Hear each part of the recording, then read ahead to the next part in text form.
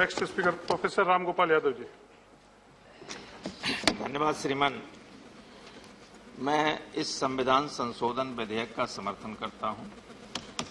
इसमें कोई कंफ्यूजन नहीं, कोई संशय या दुविधा नहीं। मैं दो तीन बातें कहना चाहता हूं, टाइम बहुत कम है इसलिए।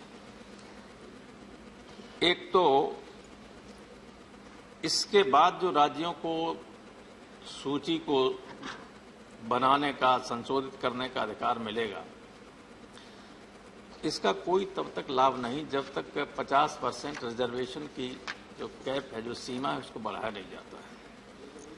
क्योंकि अगर अभी जिन लोगों को जो ओबीसी की सूची में हैं जातियां, उनके अलावा नई कुछ जातियां आएंगी, मान लीजिए 7% आ गई, 27% उत्तर प्रदेश में रिजर्वेशन है, 27% ही रिजर्वेशन रहेगा और 7% और आ जाएंगे, तो एग्जिस्टिंग जो ओबीसी कम्युनिटीज हैं उनका नुकसान होगा। लाभ तभी हो सकता है ओबीसी को जब इसकी सीमा को 50% की सीमा को बढ़ाया जाए, अन्यथा फिर कोई करेंगे मामला तो मराठा रिजर्वेशन की तरह सुप्रीम कोर्ट उसको स्टक डाउन कर दे। दूसरे ये है कि नई इसको इम्प्लीमेंट करने के लिए सही तरीके से, तब तक इस सही तरीके से नहीं हो सकता जब तक इस देश में कास्ट सेंसस न हो, जातीय जनगणना हो, कितनी संख्या है, एजुकेशन का परसेंटेज क्या है हर कम्युनिटी का, कितने नौकरियों में हैं, क्लास 1 में कितने हैं, सेंट्रल गवर्नमेंट में कितने हैं, स्टेट गवर्नमेंट में कितने हैं, कितनी जमीन है, पक्का घर है, कच्चा घर है, बिना घर वाले हैं। ये जब तक नहीं होगा तब तक ये डिसाइड नहीं राज्य सही तरीके से कर पाएंगे कि कौन ऐसी जातियां और हैं जिनको इस वर्ग में लाया जाए। ये भी बहुत आवश्यक है।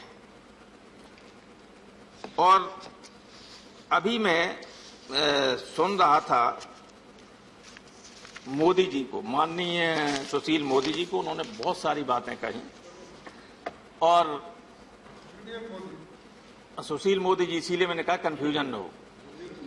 ही मे बी टेक्निकली करेक्ट, लेकिन फैक्चुअली ये बात सही नहीं है। वो मैं अभी थोड़ी देर बाद बताता हूं। इससे पहले में जो एक आशंका मुझे इस बात की है, चर्चा चलती रहती है और जो चर्चा चलती कई बार सही हो जाती है। यह है कि जब नई सूची बनेगी तो उत्तर प्रदेश के गवर्नमेंट, भारतीय जनता पार्टी की गवर्नमेंट, जो मौजूदा ओबीसी की जातियां हैं उनमें से 3 जातियों को, यादव, कुर्मी और गुर्जर, मान्यवर आप भी गुर्जर ही हैं, उनको उससे बाहर कर देगी।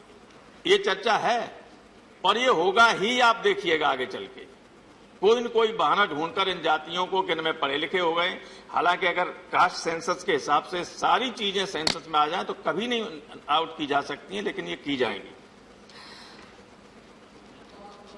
और मैं ये कहना चाहता हूं, यहां मंत्री लोग बैठे हैं कई, डीओपीटी से पता कर लीजिए कि जब से ओबीसी के लिए आरक्षण हुआ है, कितने लोग जो फाइनली क्लास 1 सर्विस, खासतौर से आईएएस, आईपीएस, आईआरएस, इनमें सिलेक्ट हुए थे, वे ट्रेनिंग के लिए नहीं भेजे गए।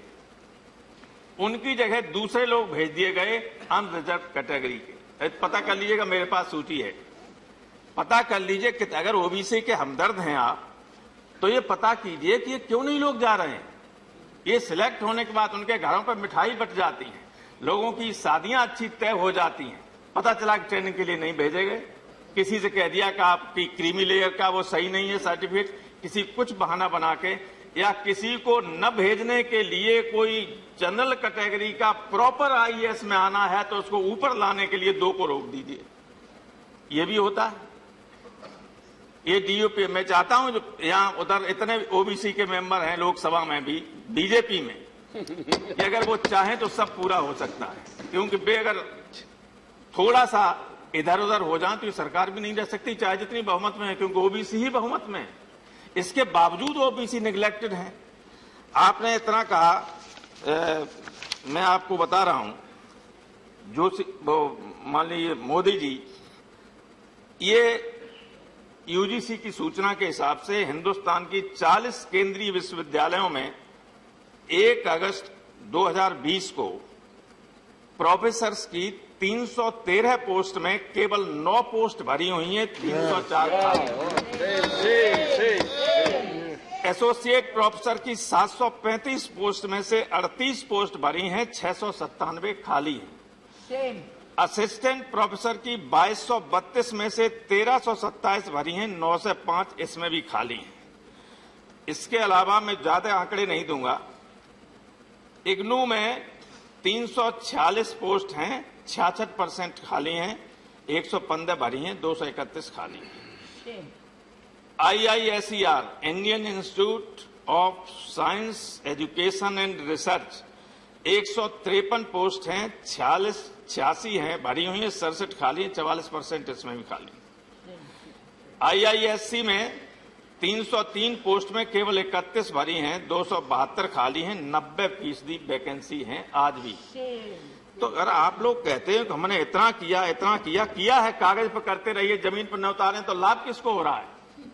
किसी को लाभ नहीं हो रहा है, किसी को लाभ नहीं हो रहा। मैं खत्म कर दूंगा ना, आप वो मत कीजिएगा। मैं लगातार सुन रहा था, ये सही है कि मंडल आयोग को भी आपने कहा कि आपकी वजह आप थे, तब थे नहीं थे, आपने विड्रॉ किया, इसलिए BP Singh was compelled to bring this. ये रियलिटी है।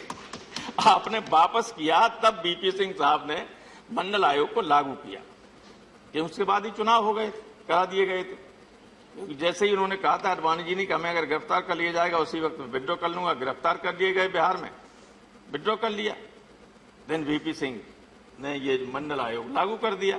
खैर मैं ये मानता हूं आप जब रहे तब ये बैकवर्ड्स की बात हुई, लेकिन अब जब आप हैं इतने उसमें, तब ये सब स्थिति क्यों चल रही है? और मैं माननीय मोदी जी हैं कि नहीं है, मैं ये कहना चाहता हूं कि आपकी बात सुनकर, सुशील मोदी जी,